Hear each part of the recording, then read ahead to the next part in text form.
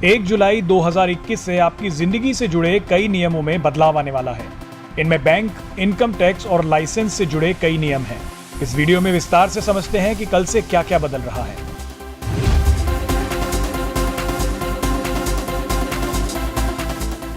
यदि आप देश के सबसे बड़े बैंक यानी स्टेट बैंक ऑफ इंडिया के ग्राहक हैं, तो ये खबर आपके लिए जानना बेहद जरूरी है। स्टेट बैंक ऑफ इंडिया ने basic saving bank deposit accounts के लिए कई तरह के शुल्कों में बदलाव किया है। अब ग्राहकों को एटीएम से पैसे निकालने के लिए और चेक के जरिए लेन देन के लिए नए सर्विस चार्ज का भुगतान करना होगा। 1 जुलाई से बेसिक सेविंग बैंक डिपॉजिट खाताधारकों को बैंक के ब्रांच से या फिर एटीएम से मुफ्त में पैसा निकालने की सुविधा सिर्फ 4 बार ही मिलेगी। यदि ग्राहक 4 बार से ज्यादा निकासी करते हैं तो बैंक इस पर चार्ज वसूलेगा। 4 फ्री ट्रांजैक्शंस के बाद ग्राहकों को हर ट्रांजैक्शन पर 15 रुपए प्लस जीएसटी देना होगा। नए नियमों के अनुसार basic saving bank deposit account holders एक फाइनेंशियल ईयर में 10 चेक लीव का इस्तेमाल कर सकते हैं, लेकिन अगर 10 से ज्यादा इस्तेमाल की तो ऐसी स्थिति में एक्स्ट्रा चार्ज देना पड़ेगा। 10 एक्स्ट्रा लीव का इस्तेमाल किया तो 40 रुपए प्लस जीएसटी देना पड़ेगा, और अगर 25 एक्स्ट्रा लीव का इस्तेमाल किया तो उसके लिए 75 रुपए प्लस जीएसटी देना पड़ेगा। आइए इसे भी एक बार समझ लेते हैं कि क्या है एसबीआई का बेसिक सेविंग बैंक डिपॉजिट खाता। एसबीआई के बेसिक सेविंग बैंक डिपॉजिट खाते को जीरो बैलेंस बचत खाते के रूप में भी जाना जाता है। ये मुख्य रूप से समाज के गरीब वर्गों के लिए है, ताकि उन्हें बिना किसी शुल्क के बचत शुरू करने के लिए प्रोत्साहित किया जा सके। इन खाता धारकों को एक बेसिक रुपे एटीएम कम डेबिट कार्ड भी मिलता है। इस पर कोई वार्षिक शुल्क नहीं लगाया जाता।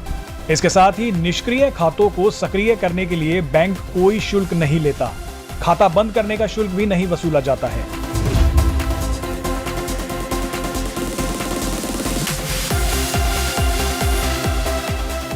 आपने बीते सालों में इनकम टैक्स रिटर्न दाखिल नहीं किया है तो आज आपके पास आखिरी दिन है।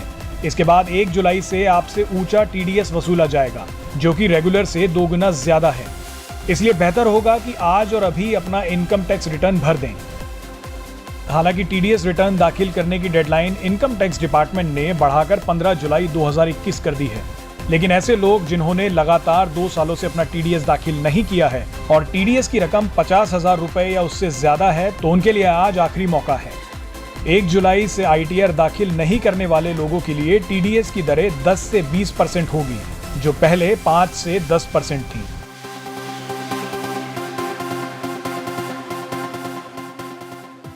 लर्नर्स ड्राइविंग लाइसेंस का नाम सुनते ही आरटीओ ऑफिस के धक्के याद आने लगते हैं, लेकिन 1 जुलाई से आपको सिर्फ किसी रजिस्टर्ड ड्राइविंग स्कूल में ट्रेनिंग लेनी होगी। पूरी तरह से ट्रेनिंग लेने के बाद लर्नर ड्राइविंग लाइसेंस आपको दे दिया जाएगा। सिंडिकेट बैंक के अकाउंट होल्डर्स को नया आईएफएससी कोड मिलेगा। ग्राहकों को एनईएफटी, आरटीजीएस और आईएमपीएस के जरिए फंड लेने के लिए नए आईएफएससी कोड का इस्तेमाल करना होगा। बता दें कि सिंडिकेट बैंक का मर्जर कैनरा बैंक से हुआ था, इसलिए सिंडिकेट बैंक ने ग्राहकों से कहा है कि उनके ब्रांच का आईएफएससी कोड 30 जून के बाद बदल जाएगा।